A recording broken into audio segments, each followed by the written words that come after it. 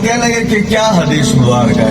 تو میں نے کہا نبی اکرم صلی اللہ علیہ وسلم نے فرمایا جو آدمی 3 یتیموں کی کفالت کرتا ہے، ان کی تعلیم کے اخراجات برداشت کرتا ہے، ان کے لباس کے اخراجات برداشت کرتا ہے، ان کے خوراک کے اخراجات برداشت کرتا ہے، ان کی کفالت کرتا ہے۔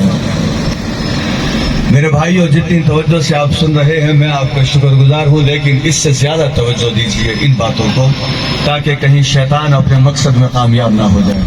آپ محنت کر رہے ہیں، میں بھی کر رہا ہوں، شیطان بھی محنت کر رہا ہے۔ اس کی محنت یہ ہوتی ہے کہ کوئی سننے نہ پائے، کسی کے دل میں بات بیٹھ نہ جائے، کوئی راہ راست کی طرف نہ آ جائے۔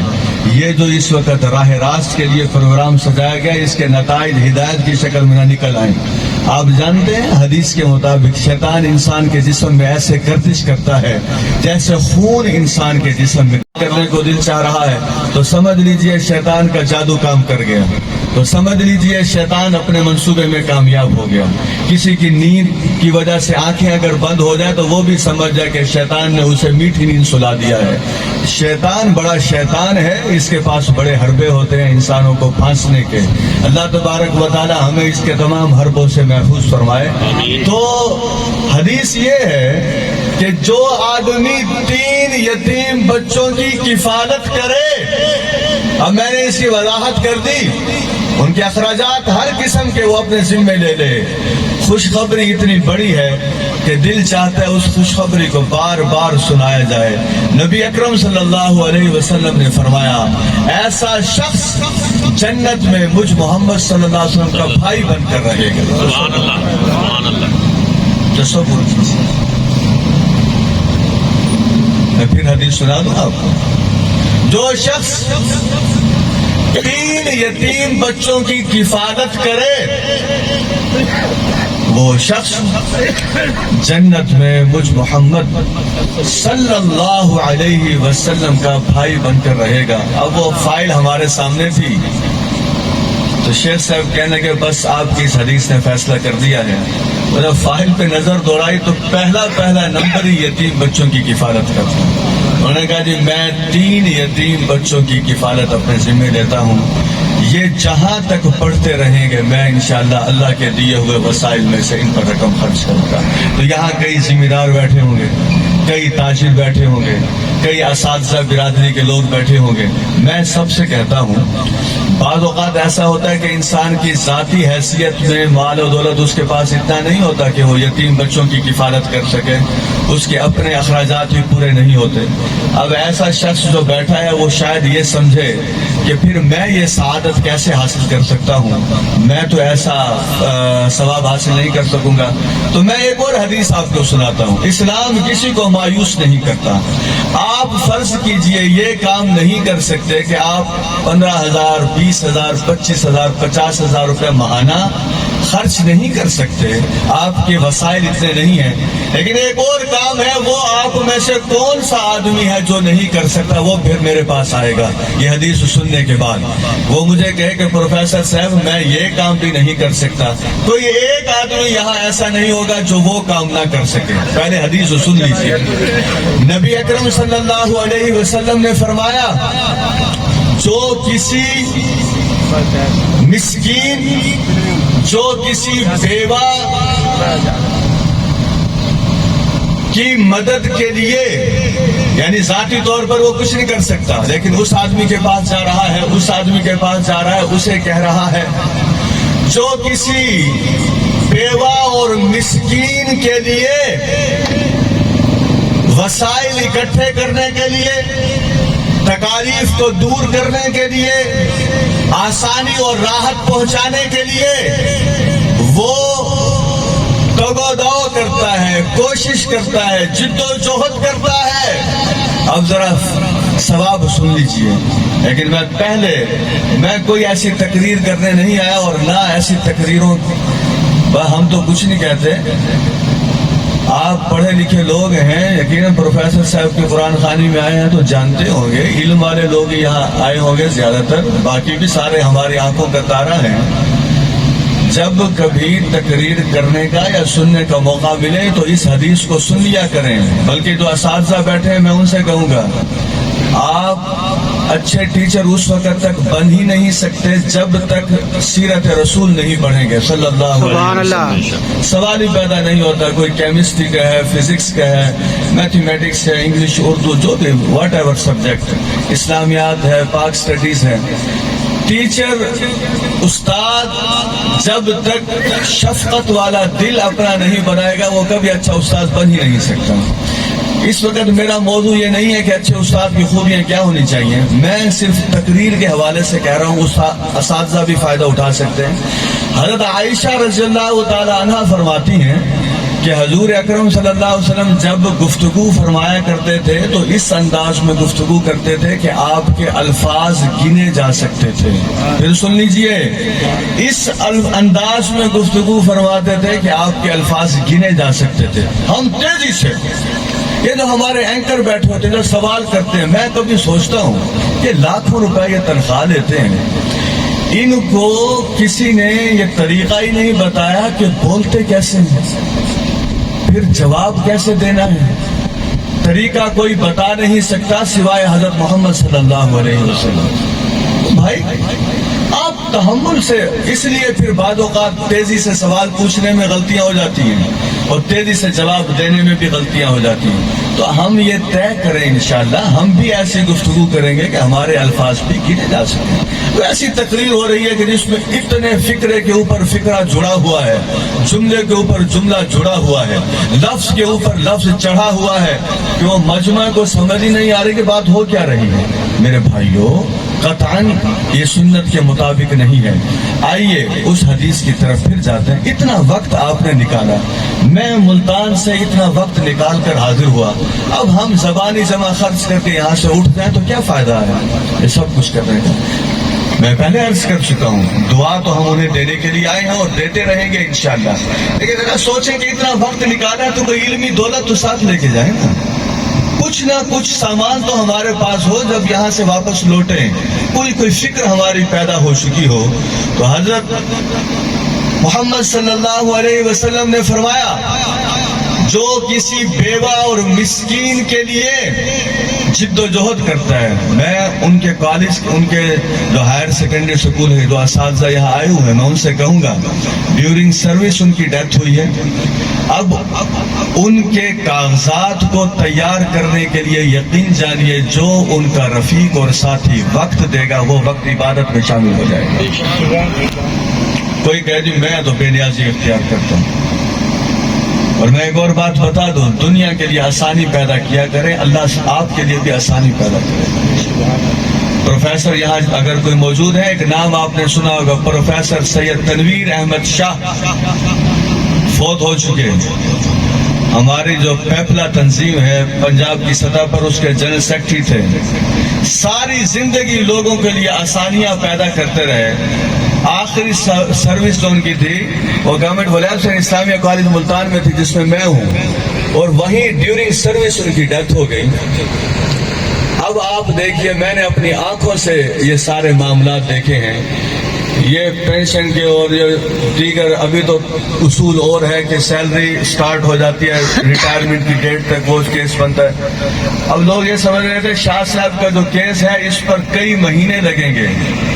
ان کے جو بچے تھے وہ میرے اسٹوڈنٹ تھے, تو انہوں نے کہا کہ امی کہہ رہی ہیں آپ اور ڈاکٹر عقیل قریشی صاحب ہمیں ابا جان آپ لوگ کا تذکرہ کیا کرتے تھے, یہ معاملہ آپ دیکھ لیں.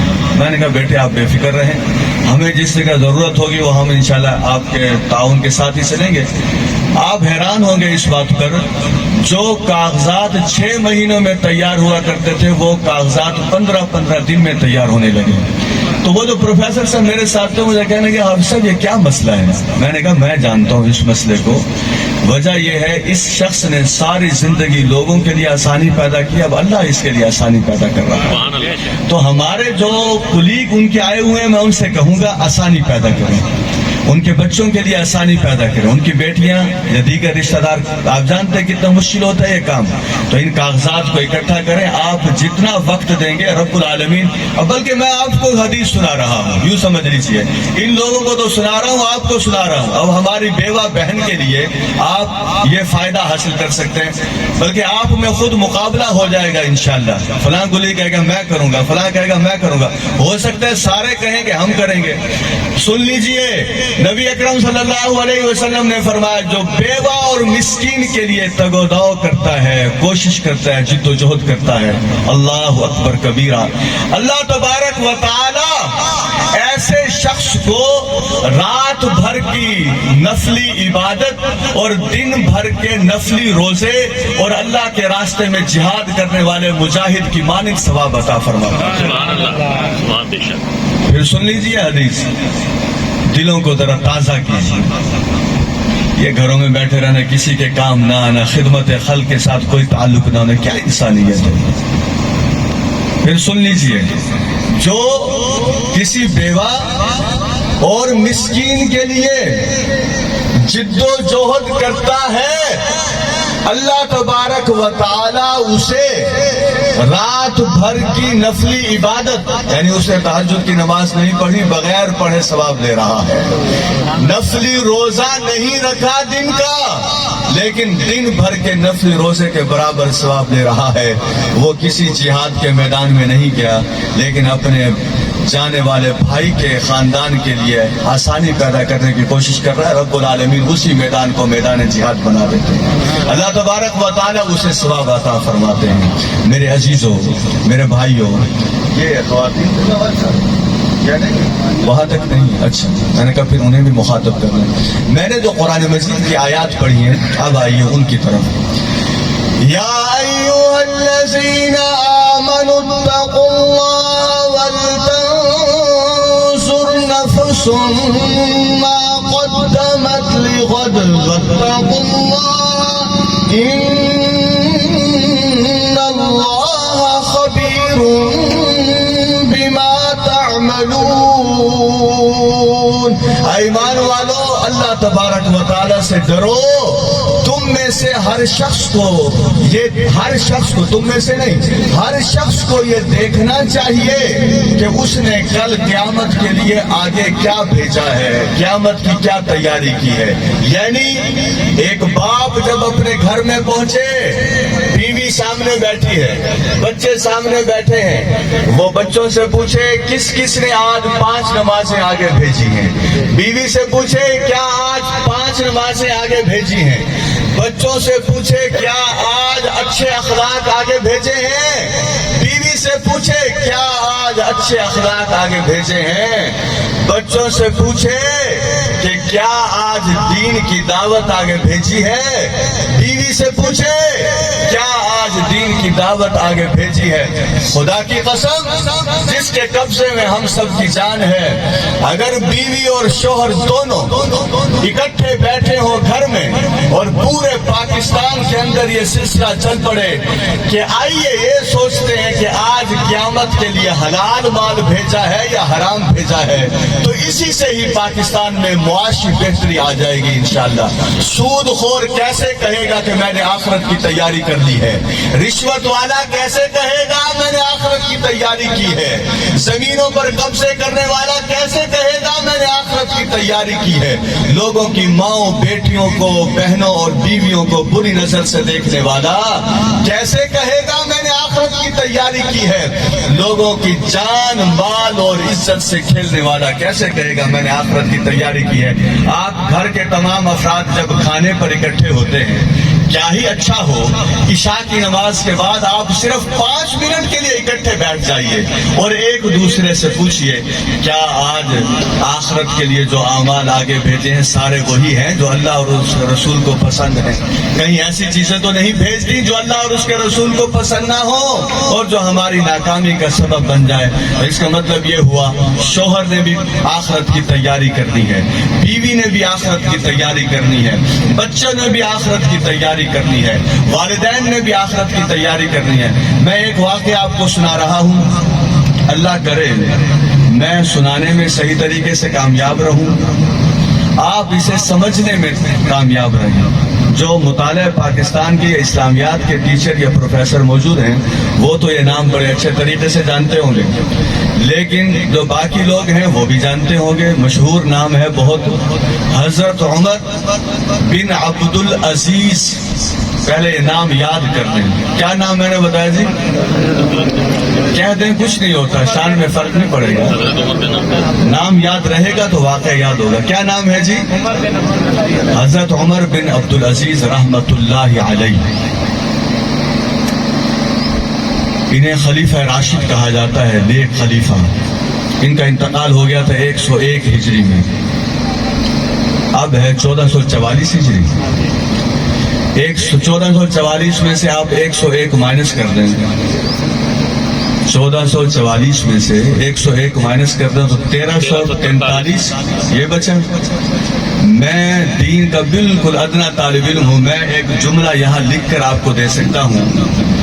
پوری دنیا کے جتنے مسلم ممالک ہیں اور جتنے کافر ممالک ہیں، پھر سن لیجئے، پوری دنیا کے جتنے مسلم ممالک ہیں اور جتنے کافر ممالک ہیں، 1343 سال ہو گئے ہیں، ان جیسا حکمران دنیا میں نہیں آیا۔ تصور کیجئے۔ اور حکومت بھی کتنا عرصہ کی ہے؟ حکومت 99 ہجری میں حکومت ملی، 101 ہجری میں انتقال ہو گیا۔ 2 سال 2 سال بھی پورے نہیں ہیں اگر آپ کو ان سے کی 2 سال، چلو کم از کم چلے 2 سال پہلے۔ معاشی حالات کتنے ٹھیک کر دیے تھے ہمارے ہاں، تو لوگ کہتے ہیں وقت ہی تھوڑا ہے۔ 2 سالوں سے کم عرصے میں ویسے معاشی حالات ٹھیک کر دیے۔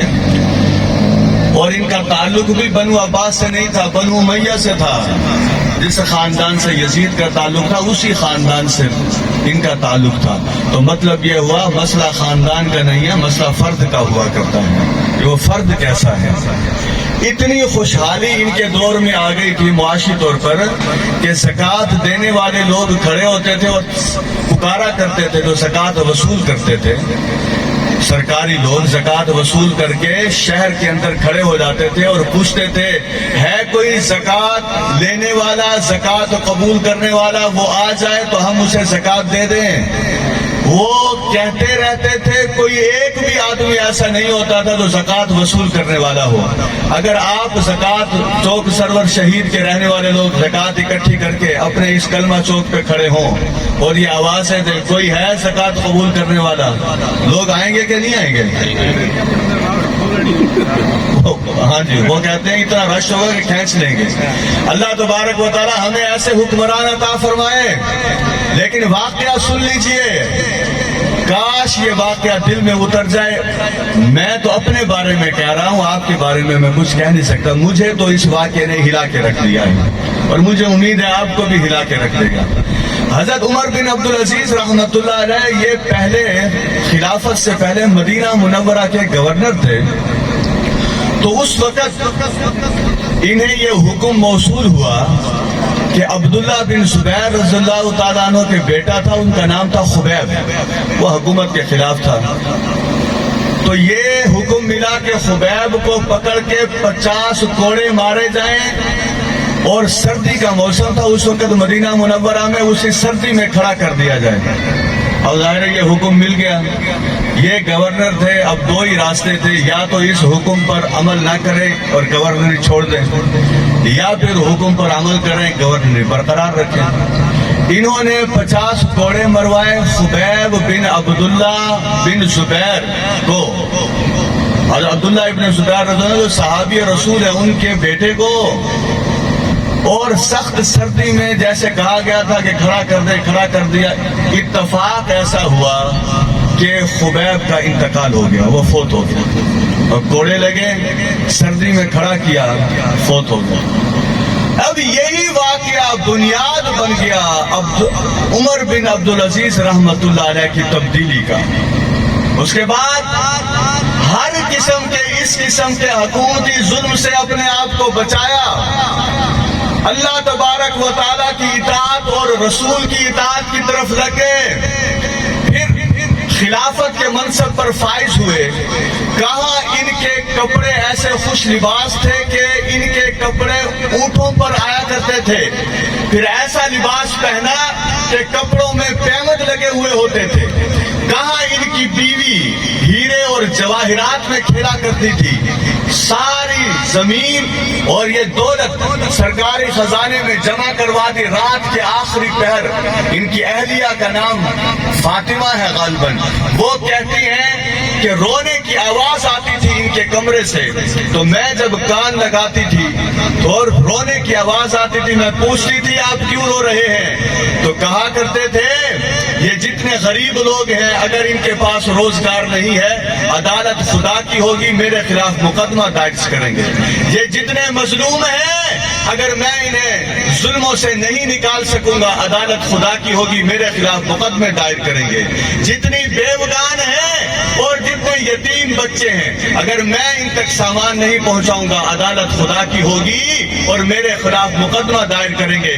اپنی بیوی سے کہا کرتے تھے مجھے بتاؤ میں روؤں نہیں تو اور کیا کروں، کیا پاکستان کے گورنر، پاکستان کے وزرائے اعظم، پاکستان کے وزیر، پاکستان کے مشیر، کیا وہ بھی رات کے آخری پہر میں فجر کی نماز سے پہلے ایسے رونے میں مصروف ہوتے ہیں کہ یہ جو لوگ ہیں بیچارے یہ عدالت خداوندی میں ہمارے خلاف مقدمہ دائر کریں گے تو ہمیں کیا کردار ادا کرنا ہوگا؟ میرے بھائیوں، ابھی وہ واقعہ نہیں آیا جو میں نے آپ کو سنانا ہے، وہ واقعہ یہ ہے انہوں نے ایسی حکومت کی کہ کمال کر دیا، عدل و انصاف، لوٹ کھسوٹ کا مال سارا واپس لے لیا، سرکاری خزانے میں جمع کروا دیا، کسی کو جرت نہیں ہوتی تھی کسی عام آدمی پر ظلم کرنے کی، کسی کو جرت نہیں ہوتی تھی کسی کے خلاف جھوٹی گواہی دینے کی، کسی کو جرت نہیں ہوتی تھی کسی کی عزت سے کھیلنے کی، کسی کو جرت نہیں ہوتی تھی کسی کو ناحق قتل کرنے کی، یہ سارا کچھ کرنے کے باوجود جب لوگ ان کے پاس آتے اور کہتے امیر المومنین جنت آپ کے اوپر واجب ہو گئی، کوئی کہتا امیر المومنین اللہ آپ سے خوش ہو گیا، کوئی کہتے امیر المومنین رسول اکرم صلی اللہ علیہ وسلم کی شفاعت آپ کو ملے گی، جو جواب دیا کرتے تھے چوک سرور شہید کے بھائیوں، پروفیسر حسرت جاوید صاحب کی قرآن خوانی میں آنے والے تمام مسلمان بھائیوں،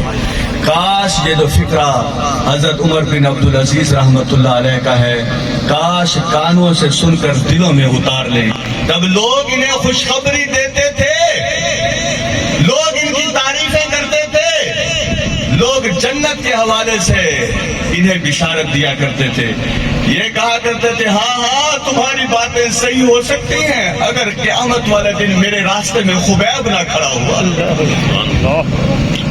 تمہاری باتیں صحیح ہو سکتی ہیں،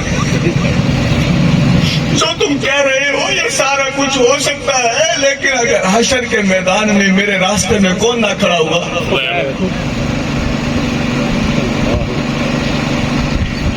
ہم نے کتنے لوگوں سے بد اخلاقی کی ہے مطمئن؟ وہ بھائی جس سے آپ نے بد اخلاقی کی ہے جنت کا راستہ وہ روک کر کھڑا ہوگا آپ کے سامنے، جس کی وراثت کھائے بیٹھے ہو وہ راستہ روک کر کھڑا ہوگا، جس کے حقوق برباد کر دیے ہیں وہ راستہ روک کر کھڑا ہوگا۔ میں یہ واقعہ پڑھ رہا تھا، میں خود سوچ رہا تھا کہ ذرا میں تو سوچوں اپنے بارے میں کون کون حشر کے میدان میں عبدالصمد تمہارا راستہ روک کر کھڑا ہوگا۔ تاریخی جملہ ہے، پھر سن لیجئے، تمہاری باتیں ٹھیک ہو سکتی ہیں اگر خبیب میرے راستے میں نہ کھڑا ہوا تو کیا خیال ہے انشاءاللہ حقوق اللہ اور حقوق العباد کی پرواہ کریں گے انشاءاللہ، ظلم سے بچیں گے انشاءاللہ۔ یا ایھا الذین آمنوا اتقوا اللہ ولتنظر نفس ما قدمت لغد واتقوا اللہ ان اللہ خبیر بما تعملون۔ ایمان والو اللہ سے ڈرو، ہر شخص کو یہ دیکھنا چاہیے کہ اس نے کل کے لیے آگے کیا بھیجا ہے، اللہ سے ڈرو، یقیناً اللہ تمہارے تمام کاموں سے باخبر ہے۔ اب کیسے پتہ لگے گا کہ میں اللہ سے ڈر رہا ہوں کہ نہیں ڈر رہا؟ دو کام کرنے ہوں گے، نیکیوں کو اختیار کرنا ہوگا، برائیوں کو ترک کرنا ہوگا۔ پھر سن لیجئے، نیکیوں کو اختیار کرنا ہوگا، برائیوں کو ترک کرنا ہوگا۔ جب یہ کام آپ کر لیں گے انشاءاللہ تو پھر سمجھ جائیں کہ میرے دل میں الحمدللہ خوف خدا پیدا ہو چکا ہے۔ دعویٰ کبھی نہیں کریں گے کہ میں متقی بن گیا ہوں، دعویٰ ہمیشہ یہی ہوگا کہ میں اللہ کے راستے میں تقوی حاصل کرنے کی کوشش میں لگا ہوا ہوں۔ کبھی یہ دعویٰ نہیں کریں گے کہ تقوی کی عمارت تکمیل ہو گئی ہے اس کی۔ البتہ میں کچھ آیات پڑھ دوں کہ کون سے کام کرنے ہیں اور کون سے چھوڑنے ہیں۔ میری آپ سے توجہ کی درخواست ہے کہ جب میں آیات پڑھوں اور اس کا ترجمہ کروں تو میں نے دو باتیں پہلے آپ کو بتا دی، کچھ کام کرنے ہوں گے اور کچھ کام چھوڑنے ہوں گے۔ جب یہ کام کریں گے تو پھر خوف خدا کے راستے میں ہم آ جائیں گے انشاءاللہ۔ قرآن سے ہی پوچھتے ہیں کہ اللہ کے بندے کون سے ہوتے ہیں جنہیں اللہ اپنا بندہ قرار دیتا ہے۔ میری ہاتھوں کی طرف دیکھتے رہیے۔ وَعِبَادُ الرَّحْمَنِ الَّذِينَ يَمْشُونَ عَلَى الْأَرْضِ هَوْنًا، رحمان کے بندے وہ ہیں جو زمین پر عاجزی سے چلتے ہیں۔ میں آپ سے سوال کروں گا، عاجزی سے چلیں گے انشاءاللہ؟ اب ایک ایک بات اور آپ سے سوال، اور آپ نے یہی جملہ کہنا ہے۔ بڑا اچھا جواب دیا آپ نے انشاءاللہ۔ یہ تھینک یو بھی کہنے کی بجائے جزاک اللہ کہا کریں۔ جب آپ جزاک اللہ کہتے ہیں تو اس کا مطلب یہ ہوتا ہے اللہ تمہیں بدلہ دے۔ مجھے بتائیے جسے اللہ بدلہ دے تو وہ کتنا اچھا بدلہ دے گا اللہ تبارک و تعالی۔ وَعِبَادُ الرَّحْمَنِ الَّذِينَ يَمْشُونَ عَلَى الْأَرْضِ هَوْنًا، رحمان کے بندے وہ ہیں جو زمین پر عاجزی سے چلتے ہیں۔ وَإِذَا خَاطَبَهُمُ الْجَاهِلُونَ قَالُوا سَلَامًا، جب جاہل لوگ ان سے بات چیت کرتے ہیں، بحث و مباحثہ کرتے ہیں تو وہ ان سے کنارہ کشی اختیار کر لیتے ہیں۔ جہالت کا جواب جہالت سے نہیں، نفرت کا جواب نفرت سے نہیں، گالی کا جواب گالی سے نہیں، بد اخلاقی کا جواب بد اخلاقی سے نہیں۔ پاکستان میں اس وقت میں تو سوچ سمجھ کر یہ فقرہ کہہ رہا ہوں، آپ ناراض ہوں یا خوش ہوں، پاکستان میں اس وقت مسلکی اعتبار سے بھی سیاسی اعتبار سے بھی ہم بد اخلاقی کے طور پر آسمان کو چھو رہے ہیں۔ اللہ تبارک و تعالی ہمیں بد اخلاقی کا جواب خوش اخلاقی سے دینے کی توفیق عطا فرمائے۔ کیا ایسا کریں گے انشاءاللہ؟ والذین یبیتون لربہم سجدا وقیاما، وہ رحمان کے بندے وہ ہیں جو اپنی راتوں کو سجدے اور قیام میں گزارتے ہیں۔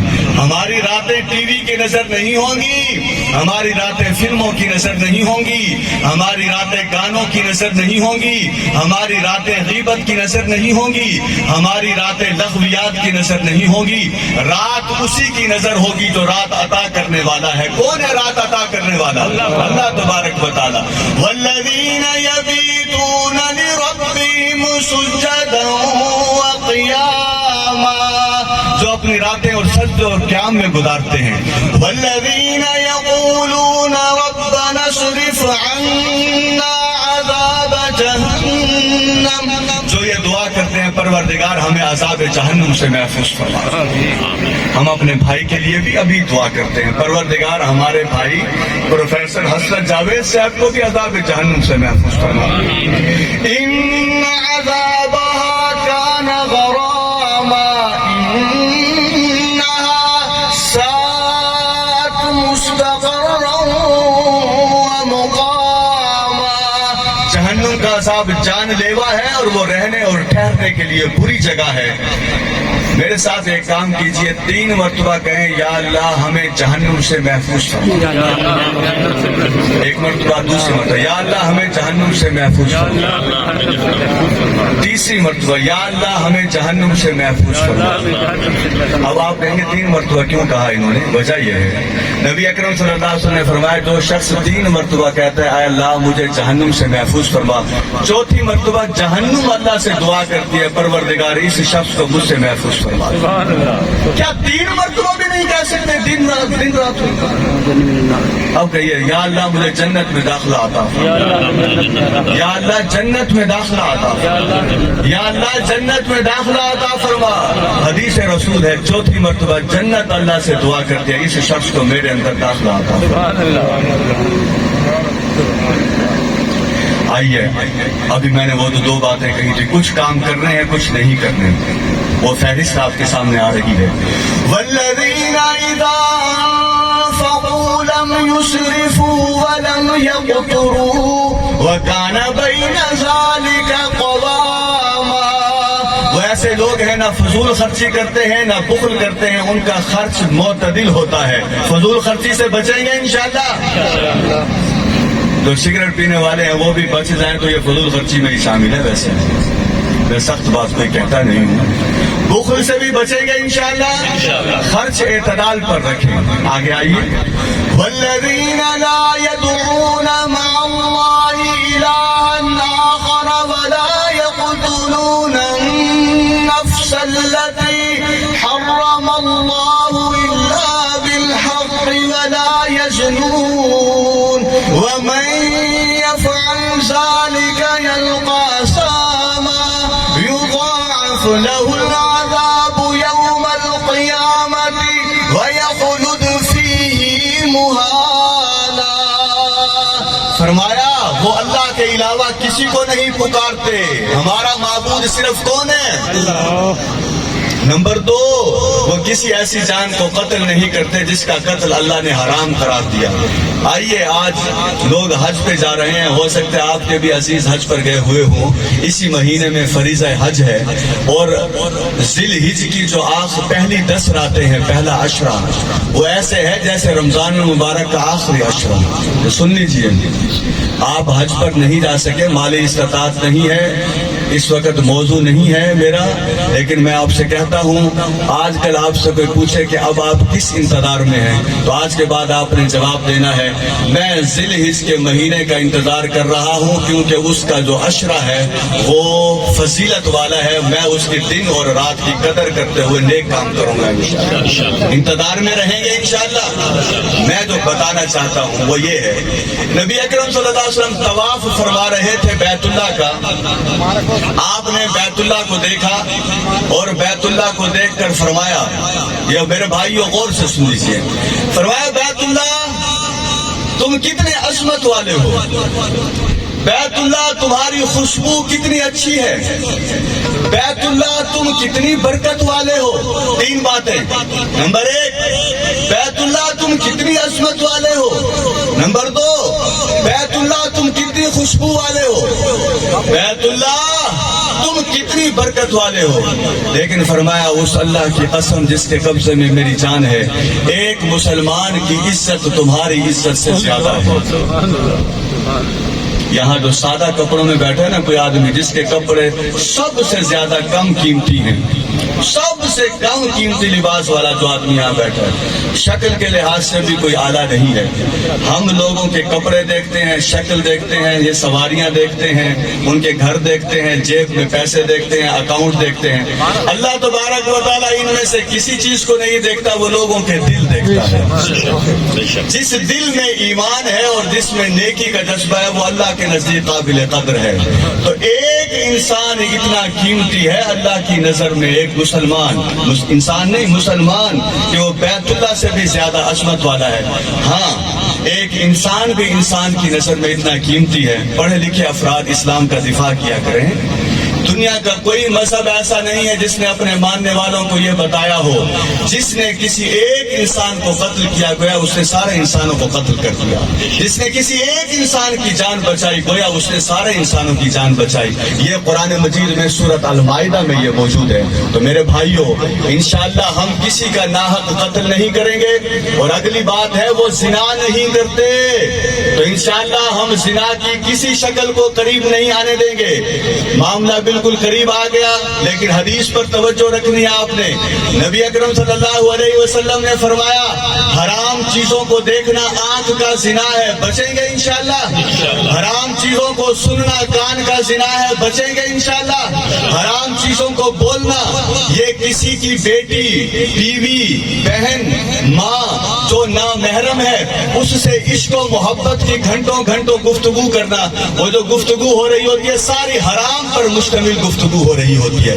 عشق و محبت کی باتیں، اللہ کے قوانین کو توڑنے کی باتیں، اپنی خواہشات کو پورا کرنے کی باتیں، وہ جتنی باتیں ہو رہی ہوتی ہیں، مجھے تو اللہ سے ڈر لگتا ہے کہیں ایسا نہ ہو کہ کسی دن غیرت رب العالمین اپنی غیرت کی وجہ سے زبان جو بیہودہ گفتگو کر رہی ہوتی ہے اسی وقت اس زبان کو آئندہ کے لیے الفاظ کی ادائیگی سے محروم کر دے کہ اب جو بولنا ہے بولو، ذرا بول کے دیکھو، جو سننا ہے ذرا سن کے دیکھو، جو دیکھنا ہے ذرا دیکھ کے دیکھو. ہمارے دیے ہوئے تحفوں کی ناقدری کرتے ہو. ہم نے نعمتیں اس لیے دی تھی کہ گناہ کماتے چلے جاؤ. حرام چیزوں کو دیکھنا آنکھوں کا زنا، حرام چیزوں کو بولنا زبان کا زنا، حرام چیزوں کو سننا کانوں کا زنا، حرام چیزوں کو پکڑنا. کوئی خواہش نہیں ہے کہ دنیا کی حسین سے حسین عورت کھڑی ہو اور اس کے ہاتھ کو پکڑنے. وجہ اس کی کیا ہے؟ ہم اس نبی کے امتی ہیں جس نے ساری زندگی کسی نامحرم عورت کو ہاتھ تک نہیں لگایا. آپ کو خواہش ہے کہ آپ کسی کی بیٹی کے ہاتھ کو تھامنا چاہتے ہیں. یہ جو ہاتھ تھامیں گے نا جب آپ جس وقت، پھر جب اس ہاتھ کو آگ تھامے گی تو پھر آپ کو پتہ لگے گا ہائے میں نے اپنے ساتھ کیا کیا تھا. حرام چیزوں کو پکڑنا ہاتھوں کا زنا. سود حرام ہے، پکڑو گے تو ہاتھوں کا ظلم ہو جائے گا. زنا تو اسی صورت میں ہوگا جو میں بتا رہا ہوں. حرام چیزوں کی طرف چلنا پاؤں کا زنا، حرام چیزوں کے بارے میں سوچنا دل کا زنا. وہ آخری درجہ پھر آتا ہے، نبی اکرم صلی اللہ علیہ وسلم نے فرمایا پھر آخری درجہ شرم گاہ کا زنا ہے. جو شرم گاہ کا زنا کرتے ہیں، اللہ کے رسول نے فرمایا صلی اللہ علیہ وسلم میں نے آگ کا تنور دیکھا، اس میں شعلے ہوتے تھے، اوپر جاتے تھے پھر نیچے آتے تھے، بے لباس مرد اور عورتیں اس میں تھے. میں نے پوچھا حضرت جبرائیل علیہ السلام سے یہ لوگ کون ہیں؟ تو مجھے بتایا گیا یہ دنیا میں زانی مرد اور عورتیں ہیں اور اب قیامت تک انہیں یہی عذاب ہوتا رہے گا. یہ آگ کے اندر چیختے رہیں گے، آگ کے انگارے اگر اوپر جائیں گے یہ اوپر، آگ کے انگارے نیچے جائیں گے یہ نیچے. یہ دنیا میں زنا کیا کرتے تھے، اللہ نے قیامت سے پہلے تک انہیں اس سزا میں مبتلا رکھنا. یہ کوئی زندگی ایسے ہے جیسے مرضی گزارتے ہیں. اب میں آیات نہیں پڑھ رہا، وقت زیادہ ہو گیا، لیکن میں خوبیاں آپ کو بتا دوں. اگلی خوبی ان کی یہ ہے اگر کوئی غلطی ہو گئی ہے تو پھر وہ غلطی پر ڈٹنے کی بجائے توبہ کا راستہ اختیار کر لیں. اس کے بعد خوبی یہ ہے جھوٹی گواہی نہیں دیتے. اس کے بعد خوبی یہ ہے کہ بیہودہ مقامات سے شریفانہ طور پر گزر جاتے ہیں. اگلی خوبی یہ ہے جب انہیں نصیحت کی جاتی ہے تو اندھے اور بہرے بن کر نہیں گر پڑتے، خوب توجہ سے نصیحت کو سنتے ہیں اور اس پر عمل کرتے ہیں. ہم سب عمل کریں گے انشاءاللہ. اس کے بعد خوبی یہ ہے صرف اپنی پرواہ نہیں کرتے بلکہ اپنی بیوی اور بچوں کے بارے میں یہ دعا کرتے ہیں پروردگار ہمیں ان کے ذریعے آنکھوں کی ٹھنڈک عطا فرما. یعنی یہ آپ کے فرما بردار ہو، انہیں دیکھ کر ہی ہمیں خوشی ہو جائے اور ہمیں متقین کا امام بنا دے. ایسے لوگوں کے لیے پھر جنت بھی ہے، ایسے لوگوں کا فرشتے استقبال کریں گے. اور میں نے شروع میں جو آیات پڑھی تھی ان کا ترجمہ یہ ہے اے ایمان والو اللہ سے ڈرو. ہر شخص کو یہ دیکھنا چاہیے اس نے کل قیامت کے لیے آگے کیا بھیجا ہے. اللہ سے ڈرو، یقیناً اللہ تبارک و تعالیٰ تمہارے تمام اعمال سے باخبر ہے. ان لوگوں کی طرح نہ ہو جاؤ جنہوں نے اللہ کو بھلا دیا، یعنی جنہوں نے اللہ کے احکامات کی پرواہ نہیں کی. اللہ نے انہیں اپنا آپ بھلا دیا. یہ سارے وہ لوگ ہیں جو فاسق ہیں. جنت والے اور جہنم والے دونوں برابر نہیں ہو سکتے. جنت والے کامیاب لوگ ہیں، جنت والے ہمیشہ نعمتوں میں رہیں گے اور جہنم والے ہمیشہ سزاؤں میں رہیں گے. میں نے گفتگو کا آغاز جہاں سے کیا تھا اسی جملے پر اختتام کر رہا ہوں. اللہ تبارک و تعالی ہمارے بھائی کو جنت کی ساری نعمتیں عطا فرمائے. اللہ تبارک و تعالی ہمارے اس بھائی کو جہنم کے تمام عذابوں سے اپنی حفاظت عطا فرمائے. وآخر دعوانا الحمدللہ رب العالمین.